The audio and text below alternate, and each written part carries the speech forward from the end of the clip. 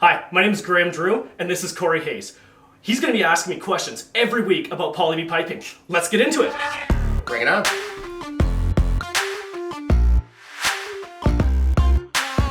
Hi, I'm expert plumber Graham Drew with Urban Piping.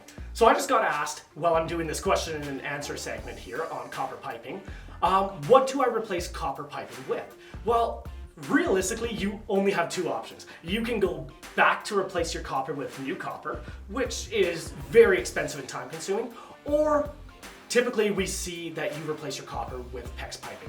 I recommend Class A PEX piping. It's a cross-linked, multi-bonded piping system with a 25-year warranty, UV jacket, and polyethylene insides. So that's what I would do if we were replacing copper piping.